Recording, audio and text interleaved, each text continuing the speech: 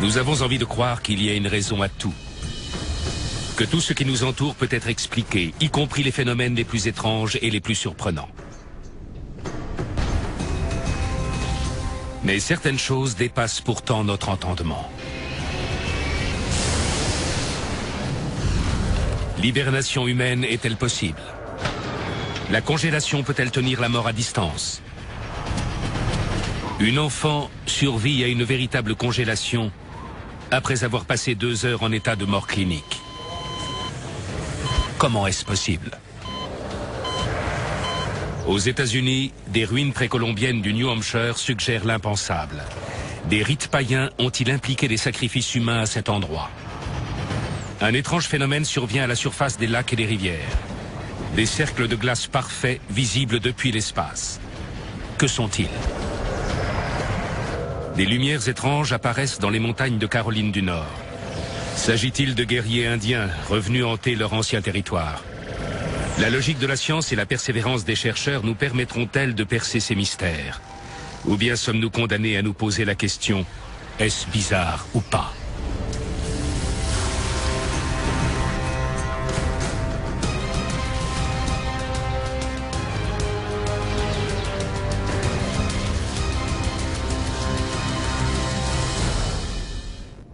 Regarde comment ça bouge. Regarde, ça descend le long de l'arête. Je n'y crois pas. On dirait que ça fume. Regarde, c'est sur la montagne. Quelque chose de très étrange se passe sur Brown Mountain, en Caroline du Nord. De brefs éclats d'une lumière vive semblent danser juste au-dessus de la cime des arbres. La nature et l'origine de ces lumières est un mystère depuis des siècles. Aujourd'hui, un homme pense l'avoir élucidé. Au nord-ouest de la ville d'Hickory, en Caroline du Nord, se dresse Brown Mountain, un massif qui culmine à 2200 mètres dans la forêt nationale de Pixar. Ses pentes sont chargées d'une étrange histoire. Les plus anciens témoignages faisant état de ces lumières remontent à 1771. Depuis, des récits similaires se sont accumulés. Regarde de ce côté. Ça s'arrête. L'enquêteur du paranormal Joshua Warren a été témoin de ces étranges phénomènes lumineux depuis son plus jeune âge. La première fois, j'avais 12 ou 13 ans. C'était sur cette montagne sombre en face. Une intense lumière rouge est apparue. Elle a grossi, puis affaibli de nouveau, et elle s'est mise à clignoter. C'était incroyable. Joshua parvient plusieurs fois à filmer ce curieux spectacle. Les gars, là, il y en a 6 ou 8 alignés. Vous les voyez? Waouh! Ça alors? On les voyait parfaitement. Quelque chose d'anormal se passait réellement à Brown Mountain. Depuis, Joshua consacre sa vie à étudier les lumières de Brown Mountain. Il pense avoir enfin percé leur secret. Plusieurs théories se sont affrontées jusqu'à aujourd'hui. Beaucoup pensent que ces boules lumineuses seraient d'origine extraterrestre et qu'elles seraient émises par des ovnis ou des sondes de reconnaissance. Missy Hill, une habitante de la région, a une autre explication. Je pense que Brown Mountain est habité par de nombreux esprits. On raconte dans la région qu'en l'an 1200, Brown Mountain a été le théâtre d'un affrontement sanglant entre les tribus Cherokee et Catawba. Quand les femmes des guerriers arrivent sur les lieux après la bataille, elles ne trouvent aucun survivant. Ce seraient les âmes de ces veuves éplorées qui illumineraient la montagne à la recherche de leur amour perdu. Ce sont des spectres que les gens ont vus. Il n'y a pas qu'à Brown Mountain que d'étranges lumières ont été observées. En Norvège, des lumières de forme oblongue se manifestent depuis les années 80 au-dessus de la vallée d'Estdalen. Au sud-est de Martha, au Texas, on observe des lumières inexpliquées depuis le début du 19e siècle. Des boules de lumière semblent flotter au-dessus du sol, quelquefois plusieurs heures durant. Quelle est donc l'explication? Les lumières de Brown Mountain ont laissé perplexes des générations de scientifiques. De nombreuses hypothèses ont été envisagées, depuis les gaz des marais jusqu'aux phares de voitures. L'astrophysicien Daniel Caton a étudié le phénomène. Et il a lui aussi une théorie. J'ai reçu de nombreux emails de gens ayant vu ces lumières, y compris des témoignages de gens qui sont trouvés à quelques mètres. À cette distance, on sait ce qu'on voit.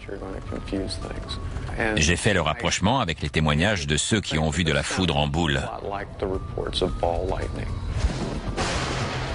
La foudre en boule est un phénomène très rare qui se traduit par des boules lumineuses, parfois aussi grosses qu'un ballon de foot, se déplaçant plus ou moins vite au-dessus du sol pendant quelques secondes. Elles apparaissent juste avant ou après qu'un éclair s'est abattu. On n'arrive pas à les expliquer, mais il y a des siècles qu'on en voit. Ça semble réel. Mais cette théorie se heurte à un problème. La plupart des lumières de Brown Mountain ont été observées la nuit par temps clair. Sans éclair, pas de foudre en boule. Joshua Warren pense avoir la réponse. Les lumières de Brown Mountain sont similaires à la foudre en boule, mais elles ne sont pas dues à la météo.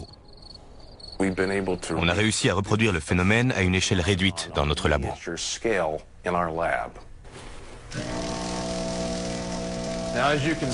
On peut voir les particules de carbone de la fumée faire naître ce plasma en haut du bocal. C'est une chose d'obtenir un tel résultat en laboratoire, mais pour le reproduire en milieu naturel, il faut une source d'énergie. Joshua pense que c'est Brown Mountain qui l'a fourni. Nous allons mesurer les variations du champ électromagnétique. Essayons dans le hertzien. Compris. Joshua prétend avoir relevé des aberrations dans les niveaux du champ magnétique qui parcourt le sol. On pense que la montagne accumule de l'électricité qu'elle évacue sous la forme de boules de lumière. Selon Joshua, Brown Mountain se comporterait comme un accumulateur électrique. Elle emmagasinerait en continu l'électricité de faible intensité produite entre les différentes strates de roches avant de la libérer brutalement sous forme de décharge assez forte pour changer l'air en plasma. Le plasma est un état de la matière dans lequel une quantité suffisante d'énergie arrache des électrons aux atomes. Notre Soleil est une énorme boule de plasma. Sur Terre, on l'utilise dans les tubes fluorescents et les écrans plasma. Joshua a mis au point une expérience censée prouver que les lumières de Brown Mountain sont des boules de plasma créées par la montagne elle-même. Ceci est une électrode de première espèce et celle-ci de seconde espèce.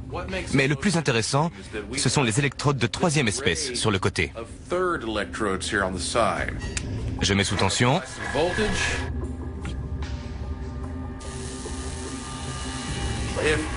Imaginez-vous une falaise de Brown Mountain. L'électrode du bas représenterait l'électricité contenue dans le sol et celle du haut représenterait l'atmosphère avec sa charge propre. Quant aux électrodes de troisième espèce, elles symbolisent une charge localisée à un autre point de la falaise et qui entre en contact avec la première. C'est ce contact qui produit cette altération de la matière. On peut voir une boule de plasma flotter entre les trois électrodes. Nous avons reproduit ici presque toutes les conditions de Brown Mountain. Le plasma créé en laboratoire ressemble beaucoup aux mystérieuses boules de lumière observées sur Brown Mountain. Joshua pense avoir résolu l'énigme. Quand j'ai vu cette boule de lumière entre les électrodes, j'ai compris tellement de choses d'un seul coup.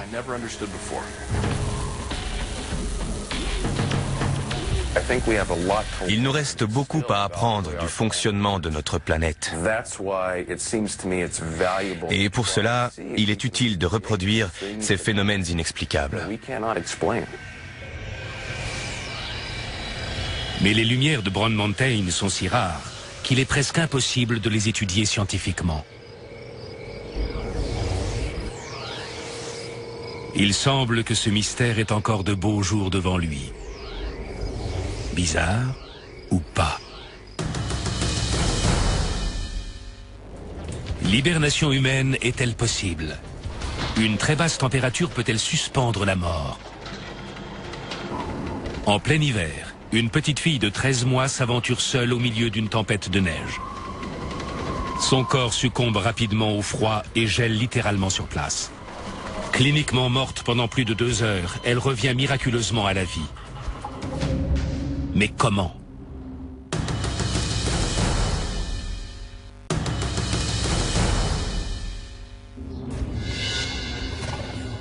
À Edmonton, dans l'ouest du Canada, Leila Nordby et ses 2 filles passent la nuit chez des amis.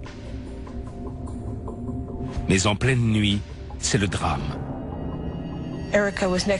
Erika dormait contre le mur. À un moment, elle s'est glissée au pied du lit pour aller se promener. Leila se réveille à 2 heures du matin. Sa petite fille est introuvable. Elle se met à paniquer. J'ai fait le tour de la chambre. J'ai cherché en bas, partout, mais pas de traces d'Erika.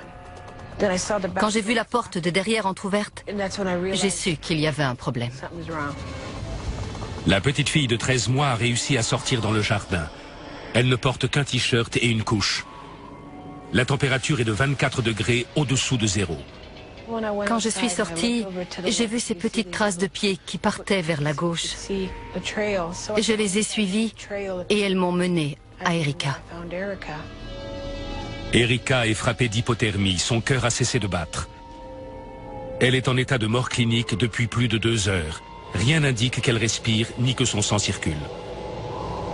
Dans cet état, des lésions cérébrales peuvent survenir très rapidement.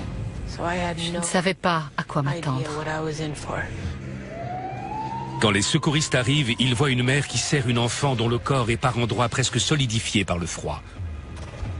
Ils me l'ont prise des bras. Ça fait un bruit sourd quand ils l'ont posée sur le brancard. J'ai vraiment cru que c'était fini. Mais à la surprise générale, ils détectent des signes de vie. Un des secouristes a dit « Je sens son pouls, on l'emmène ». Quand Erika arrive à l'hôpital, sa température corporelle a chuté à 16 degrés.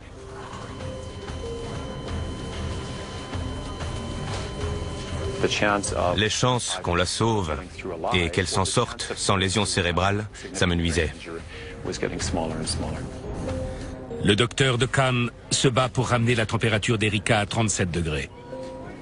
On a vraiment utilisé toute notre expérience et toutes les ressources disponibles. Les chances étaient minces, mais il fallait le tenter. Contre toute attente, le docteur de Cannes et son équipe parviennent à faire repartir le cœur et les poumons du bébé. Malgré quelques graves engelures aux doigts et aux orteils, Erika est sauvée. Elle a été ressuscitée. Les docteurs m'ont dit qu'elle était comme entrée en hibernation. Erika a-t-elle connu une forme d'hibernation qui lui aurait sauvé la vie? Le docteur Gisbrecht étudie depuis 20 ans les effets du froid sur le corps humain. L'hibernation est une hypothermie régulée. Le métabolisme est ralenti, la consommation d'oxygène diminue, tout fonctionne plus lentement, à une température plus basse. Les animaux hibernent pour survivre aux longs mois d'hiver, durant lesquels la nourriture se fait rare. Les humains peuvent-ils en faire autant si les circonstances les y obligent? Les ours sont faits pour ralentir leur métabolisme quand l'hiver arrive. Leur température interne peut descendre très bas. Mais le cœur et les poumons continuent de fonctionner tout au long de l'hiver. Contrairement à un ours en état d'hibernation, Erika a frôlé l'arrêt cardiaque. Nous sommes faits pour rester à 37 degrés tout au long de notre vie. Quand un humain subit une grave hypothermie, son cœur s'arrête et il ne respire plus. Ce n'est pas de l'hibernation, c'est une mort clinique. L'hypothermie d'Erika a-t-elle pu la sauver? L'état d'hypothermie survient quand la température interne passe au-dessous de la normale. Une baisse de 3 degrés entraîne la léthargie et des tremblements. La circulation sanguine est très ralentie aux extrémités. Une baisse de 4 degrés provoque des troubles de la coordination, une élocution pénible et de violents frissons. Passé ce stade, le sujet est pris de bouffées délirantes et son rythme cardiaque diminue. Au-dessous de 30 degrés, l'hypothermie entre en phase aiguë. Le sujet semble mort. Le renouvellement et la dégradation des cellules s'interrompent. Les organes internes cessent rapidement de fonctionner, entraînant la mort clinique. La température interne d'Erika est descendue à 16 degrés. Comment a-t-elle survécu? Les médecins pensent que le froid l'a envahi si vite que cela a entraîné une réponse biologique qu'il ne s'explique pas. Paradoxalement, c'est peut-être le très jeune âge d'Erika qui lui a sauvé la vie. En cas d'arrêt cardiaque, il faut que les organes soient suffisamment gorgés d'oxygène pour fonctionner au ralenti pendant qu'on tente de faire repartir le cœur. Les tissus consomment moins d'oxygène par grand froid. Donc en cas de mort apparente par hypothermie, ils sont préservés un certain temps. Les très jeunes enfants ont une très grande surface corporelle pour leur poids. Ils sont très sensibles au froid et leur température interne diminue donc très vite.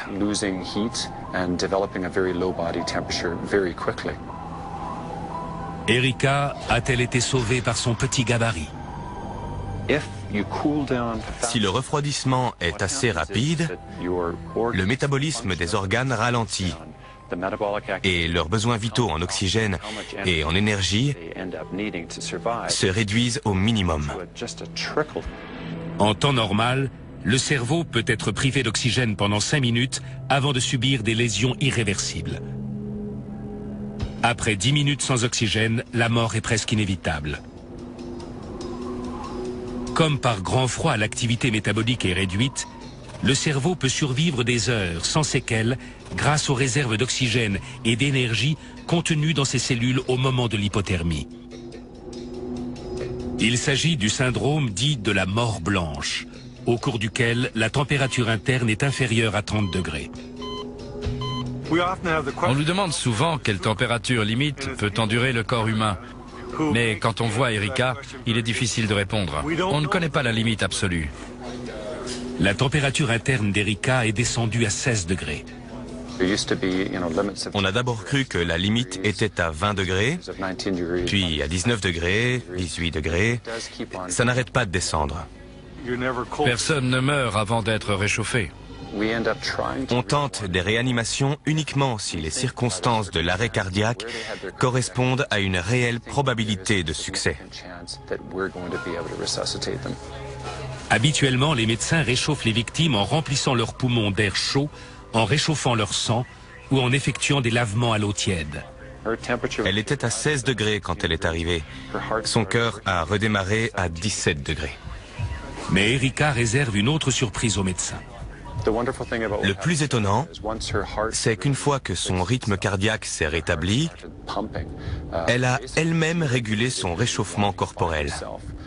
En dépit de sa mésaventure, Erika a été très chanceuse. Erika se tire de cette épreuve sans la moindre lésion cérébrale. Au terme de 6 semaines d'hospitalisation, elle est parfaitement rétablie. Je vais très bien. Quand je serai grande, je serai lutteuse la nuit et professeure le jour. J'ai eu de la chance. Pour sa famille et les médecins qui l'ont ressuscitée, son histoire n'est pas qu'une affaire de chance. C'est un miracle. Quoi qu'il en soit, Erika a la chance de pouvoir profiter de cette seconde vie. Bizarre ou pas.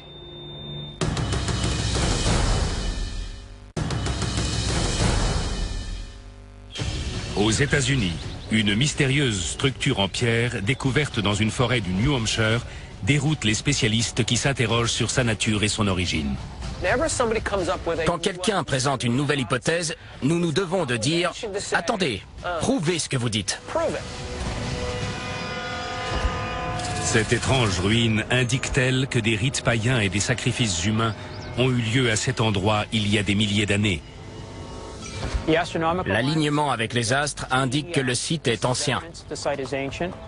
Des explorateurs venus d'Europe ont-ils traversé l'Atlantique des milliers d'années avant Christophe Colomb?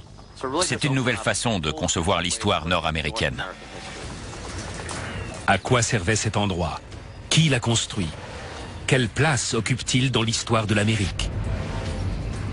À Salem, dans le New Hampshire, un mystérieux groupe de monolithes, dont l'un fait 4,20 m de haut, entoure un dédale de couloirs et de chambres creusés dans le sol. Au centre se trouve une énorme dalle de pierre qui ressemble, selon certains, à un autel sacrificiel. Cette parcelle appartient à la famille de Dennis Stone depuis 3 générations. Selon lui, il s'agit de la plus ancienne construction humaine sur tout le continent américain.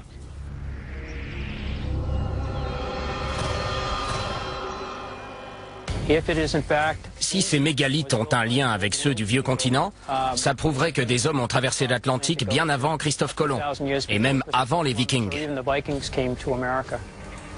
Cette structure a-t-elle été bâtie par de mystérieux voyageurs? Stone pense que des similarités entre le site de Salem et les sites archéologiques européens permettraient de découvrir la vérité. Plusieurs de ces constructions évoquent des sites présents en France, en Irlande, en Espagne ou aux Pays-Bas. On sait que ces structures sont alignées sur le mouvement des astres. Des repères indiquent la course du Soleil et de la Lune. Ça a pu être lié à des cérémonies religieuses. Les solstices d'été et d'hiver sont indiqués, ainsi que les équinoxes. Les Celtes et d'autres peuples se servaient de mégalithes pour marquer ces moments. Les Celtes sont un ensemble de tribus éparses qui peuplaient la plus grande partie de l'Europe de l'Ouest il y a encore 1600 ans. Des vestiges de construction celtique, parmi lesquels de complexes monuments funéraires, sont présents sur de nombreux sites en Europe. Certains affirment même que les Celtes sont intervenus dans l'édification du plus célèbre mégalithe présent en Angleterre, Stonehenge. Il est également possible que ce site ait été un gigantesque instrument astronomique, destiné à relever la position du Soleil et de la Lune au moment des solstices. Les Celtes se seraient-ils donc installés en Amérique des milliers d'années avant Christophe Colomb? Dans les années 70, Barry Fell, un zoologue de Harvard, a trouvé ici une pierre gravée, dont les inscriptions ressemblaient à du punico ibérique. Or, la péninsule ibérique était à l'époque peuplée par les Celtes. David Brody est archéologue amateur.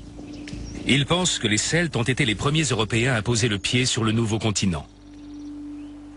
On imagine que les Celtes viennent d'Irlande, mais ils sont issus d'Europe centrale. Certains se sont installés dans la péninsule ibérique. Et je crois que ce sont eux qui sont venus bâtir ici ce Stonehenge américain. Ces mégalithes ont-ils été bâtis par les Celtes dans un but religieux? Dennis Stone pense qu'il se tenait ici d'inquiétantes cérémonies. Voici la table sacrificielle, un objet marquant du Stonehenge américain. Elle mesure 2,75 m de long sur 1,80 m de large, et elle ne repose que sur 4 pieds en pierre. Sur la surface de la table, on a creusé une rigole tout autour, reliée à un goulet d'évacuation. On peut imaginer une cérémonie où un liquide coulerait dans cette rigole, peut-être pour le récupérer dans un récipient. On sait peu de choses sur les pratiques religieuses des Celtes, mais les Romains qui les ont combattus et Jules César lui-même rapportent que les druides celtiques offraient des vies humaines en sacrifice à leurs nombreux dieux païens. De nombreux sites archéologiques européens portent la trace de meurtres rituels, ce qui accréditerait cette hypothèse. La table de Salem comporte une autre caractéristique étrange. Dennis appelle ça le tunnel de l'oracle. Ce tunnel court sur 2,50 m environ et débouche sous la table. Des voix auraient pu sembler provenir de la table durant les cérémonies et être attribuées aux dieux ou aux esprits. Je suis le dieu du royaume des ombres. J'accepte votre sacrifice, mais obéissez aux prêtres. Quand des peuples aussi anciens construisent quelque chose d'aussi élaboré, c'est dans un but religieux. C'est le genre de structure que les Celtes ont construit dans toute l'Europe vers 500 avant Jésus-Christ. C'est ce qu'ils auraient fait ici s'ils étaient venus en Amérique. L'Amérique a-t-elle été colonisée par des Européens de l'âge de fer? Cette théorie explosive est contestée par la plupart des experts.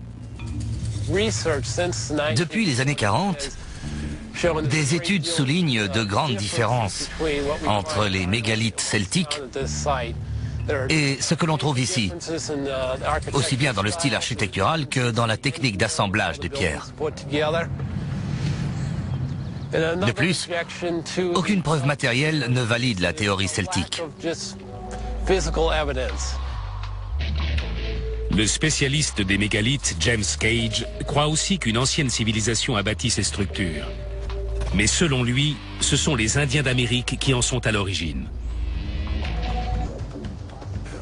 Pour commencer, un grand nombre d'artefacts indiens ont été retrouvés ici, tels que des grattoirs, des pointes de flèches, mais aussi des pots à pigments et des pierres polies. On sait aussi qu'ils fabriquaient des poteries sur place. Le plus intriguant sur ce site, ce sont toutes ces rigoles et ces bassins. Ils ont été taillés directement dans la pierre à l'aide d'un percuteur. Cette technique est caractéristique des Indiens d'Amérique. La civilisation celte était très avancée, avec ses outils en métal et ses objets en or. On s'attendrait à ce qu'ils aient utilisé une technique plus sophistiquée que des percuteurs. Serait-ce l'œuvre des Indiens d'Amérique? David Brody n'en est pas convaincu. Les tribus indiennes de cette région n'étaient pas connues pour faire des constructions en pierre.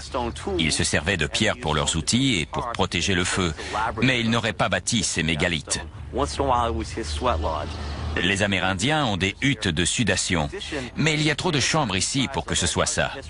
Et même si les Européens ont effacé beaucoup de choses, les tribus contemporaines ne considèrent pas ce site comme ayant été occupé par leurs ancêtres. Les Amérindiens ont peut-être créé ces mégalithes, mais les indices penchent en faveur d'un monument issu d'une civilisation européenne. Plutôt que de se demander quelle civilisation ancienne a construit le Stonehenge américain, l'archéologue Ken Feder remet en question l'âge du monument.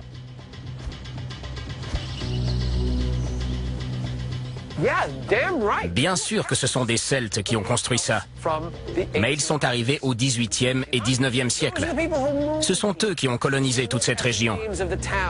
Pour s'en rendre compte, il suffit de regarder le nom des villes de la région. Ces noms, tels que Londonderry par exemple, s'expliquent par le fait que les colons venaient de Grande-Bretagne, une terre celtique. Ils ont amené avec eux leur savoir-faire traditionnel.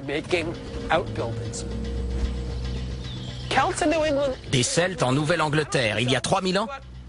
Admettons. Mais qu'ils aient été assez minutieux pour effacer toute preuve matérielle de leur passage, c'est carrément improbable.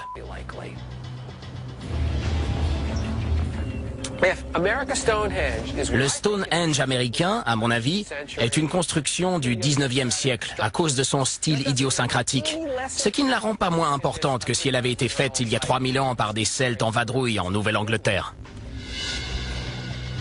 Feder pense que ces structures ont été bâties par des anglo-saxons descendants des Celtes qui ont migré vers l'Amérique des siècles après Colomb. Ils ont appliqué à Salem leur savoir-faire traditionnel en matière de construction en pierre. Cela lève en partie le mystère. Mais une troublante question demeure. Pourquoi ces colons ont-ils bâti une table sacrificielle? Feder pense que ces mégalithes ont été construits au XIXe siècle par une vague tardive de pionniers européens. Il y a deux options. Soit on considère que le sacrifice humain était très répandu en Nouvelle-Angleterre, soit il y a une autre explication. Je penche pour une autre explication. On a utilisé un grand nombre de pierres similaires en Nouvelle-Angleterre, mais pas pour des sacrifices humains, plutôt pour presser du cidre ou fabriquer du savon. Le problème, c'est que face à ce genre d'artefacts, nous souffrons d'amnésie collective. Dans notre monde moderne, nous ne fabriquons plus grand-chose nous-mêmes. Tous ces objets dont un enfant de l'époque aurait pu vous dire l'usage sont aujourd'hui jugés mystérieux. Les rigoles de drainage de cette table de 4 tonnes n'ont-elles servi qu'à recueillir du jus de pomme et pas du sang humain? Cette théorie est crédible, mais résout-elle le mystère du Stonehenge américain? La datation au carbone 14 indique que le charbon de bois retrouvé sur le site a plus de 2000 ans. Dennis Stone pense que ces mégalithes sont la preuve qu'une peuplade ancienne célébrait ici les solstices, tout comme c'était le cas sur le site de Stonehenge.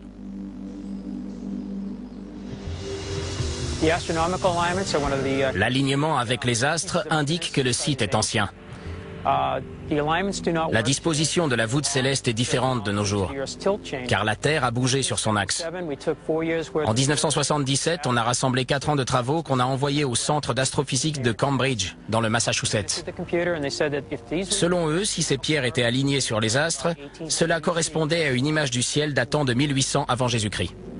Le Stonehenge américain est-il la preuve qu'une ancienne civilisation européenne est arrivée en Amérique des milliers d'années avant Christophe Colomb? Est-ce l'un des rares exemples de construction amérindienne en pierre? Ou encore un étrange pressoir à cidre de pionnier du 19e siècle? Quoi qu'il en soit, la nature et l'utilité de ce mégalithe risquent de rester à jamais un mystère. Alors, bizarre ou pas?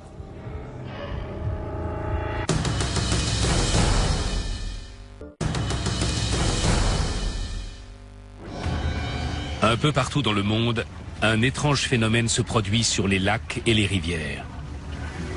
Des cercles de glace parfaits se forment, parfois visibles depuis l'espace. Est-ce un phénomène naturel ou plutôt un canular très sophistiqué? Il est temps de découvrir la vérité.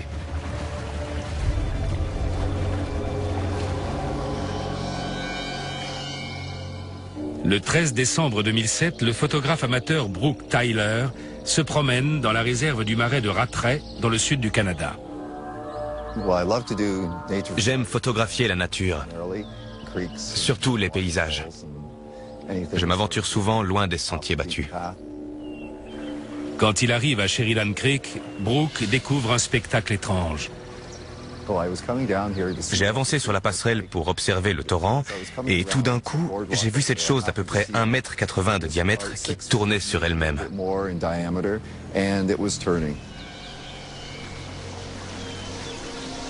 Il est témoin d'un phénomène aussi beau qu'inexplicable. J'étais sidéré de voir ce cercle parfait découpé dans la glace. J'ai installé mon appareil et j'ai commencé à le photographier. Lorsqu'il publie ses photos sur le web, les internautes lui apprennent que des cercles de glace similaires ont été vus aux États-Unis, au Canada ou encore en Europe. Mais qui est responsable de ce phénomène? Pour Tyler, le rapprochement avec un célèbre canular semble évident. J'ai intitulé ma photo « Le cercle de glace », un clin d'œil au cercle de culture, parce que c'est mystérieux pour beaucoup de gens. Pendant plus de 20 ans, d'étranges formes géométriques appelées cercles de culture apparaissent dans des champs de Grande-Bretagne. En 1991, 2 hommes, Dave et Dan, admettent qu'ils sont les auteurs de cette supercherie. Pour créer ces formes étonnantes, ils n'ont eu besoin que d'une corde et d'une planche. Les cercles de glace sont-ils l'œuvre d'un nouveau farceur? Il serait impossible de fabriquer ces cercles. La glace est très fine et très fragile. Quelqu'un qui essaierait de la découper laisserait forcément des traces de l'outil utilisé. ou des traces de pas. Je crois que c'est un chef-d'œuvre de Mère Nature. Len Zabielansky, du corps des ingénieurs de l'armée américaine, travaille au Centre d'études des environnements froids dans le New Hampshire. J'adore la glace, c'est mon quotidien. Nous avons 3 installations qui reproduisent les processus de formation de la glace. Voici le bassin test, où l'on fabrique des feuilles de glace. Il y en a un autre où l'on introduit un courant. Et enfin, un laboratoire de recherche générale. Len voit un obstacle majeur à la réalisation d'un tel canular. La glace flottant au-dessus d'une eau vive ne supporte pas le moindre poids. Cette glace est très fragile. Il faudrait l'éviter pour y arriver. C'est physiquement impossible. Zabielansky pense que ces cercles parfaits sont la conjonction de plusieurs paramètres naturels. Il espère être le premier à le démontrer grâce à une expérience qu'il a mise au point. La glace doit se former sur un courant réfléchi. Elle suit l'eau sur laquelle elle se forme. Donc si le courant forme un cercle, la glace aussi. Un courant réfléchi se forme au niveau d'un coude d'une rivière quand un obstacle détourne une partie du flot vers une zone où elle forme un tourbillon. En hiver, la glace qui arrive à cet endroit du cours d'eau est détournée et va rejoindre le tourbillon. Toute cette glace s'accumule en un disque de plus en plus grand. Quand on regarde des photos de cercles de glace, on voit qu'ils ressemblent à des disques vinyles. En plus d'être circulaires, ils comportent des sillons. Quand un morceau de glace arrive dans le courant réfléchi, il se désagrège contre le cercle avant d'y être incorporé pour former une nouvelle strate et le cercle s'élargit. Le frottement du cercle contre la glace qui l'entoure façonne une courbure parfaite de part et d'autre. Les 2 pièces s'ajustent et il ne reste qu'un petit espace entre les deux. On voit la séparation là où se produit le meulage. Len pense avoir trouvé l'explication du cercle de glace que Brooke Tyler a photographié. C'est ça qu'on va reproduire aujourd'hui. Quelle est l'origine de ces étranges cercles de glace?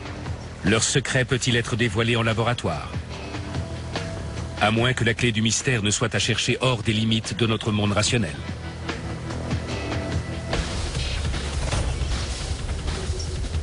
Au Centre d'études des environnements froids du New Hampshire, Len va en avoir le cœur net grâce à une expérience unique qui recrée les conditions de formation des cercles de glace.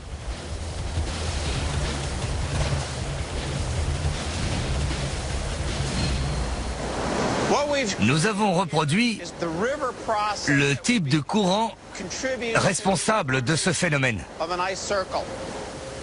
Dans son laboratoire frigorifié, Len a réuni les conditions physiques et environnementales présentes quand les cercles de glace ont été photographiés. L'eau arrive depuis l'amont du cours d'eau et elle se dirige jusqu'à cette zone où son débit est trop important par rapport aux possibilités d'évacuation. Le détournement de ce trop-plein crée un tourbillon. Ce qui se passe, c'est que l'eau qui arrive de l'amont n'est pas entièrement évacuée vers l'aval. Une grande partie contribue à alimenter le courant réfléchi. Et presque toute la glace qui rejoint le tourbillon y reste et tourne indéfiniment. Len pense que le tourbillon est nécessaire pour que la glace soit piégée et qu'elle forme un cercle parfait. On vaporise des cristaux de neige qui se déposent sur l'eau. C'est ce qui provoque la formation de la glace. Au fur et à mesure que la glace se forme, on ajuste la quantité de cristaux générés afin de ne pas paralyser tout le système. Les cristaux de neige servent de point d'ancrage pour permettre à la glace de se former sur de l'eau vive. La glace qui vient de se créer est incorporée au courant, jusqu'à ce que le courant réfléchi la conduise vers le tourbillon. L'expérience commence. Le système de Len va-t-il produire un de ces fragiles cercles de glace? Il y a un bloc de glace qui tourne sur lui-même. Il va continuer à grandir. Dans le même temps, une partie de la glace se dépose aussi sur le bord. C'est pour cela que des strates apparaissent sur le cercle. La couche de glace commence par s'étendre comme prévu.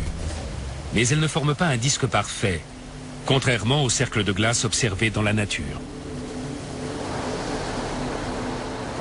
Ça ne prend pas.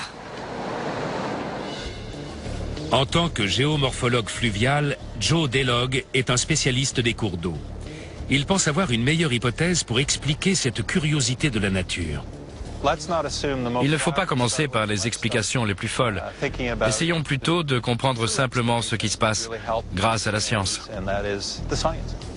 Mais la science peut-elle expliquer le cercle de glace de 5 km de diamètre qui s'est formé sur le lac Bikol en Russie? Les images satellites peuvent sembler fantastiques, mais vu du sol, on comprend mieux ce qui se passe. On a une autre perception des facteurs qui entrent en jeu. Pour avancer une hypothèse sérieuse, il faut être sur le terrain. Joe a passé des années à étudier le comportement des cours d'eau sous des climats froids, comme celui du Canada ou de la Scandinavie. Sous un climat froid, la glace se forme de toutes sortes de matières sur l'eau vive. Mais la forme la plus courante est le cercle. Selon Joe, il y a une autre explication possible à la création des cercles de glace, la neige grenue. La neige grenue apparaît quand l'eau est si froide qu'il s'y forme des cristaux de glace ou noyaux glacigènes. L'eau vive reste liquide sous sa température de solidification. On dit qu'elle est en état de surfusion. C'est là qu'apparaissent les cristaux. Les cristaux de glace s'agrègent les uns aux autres pour former de la neige grenue.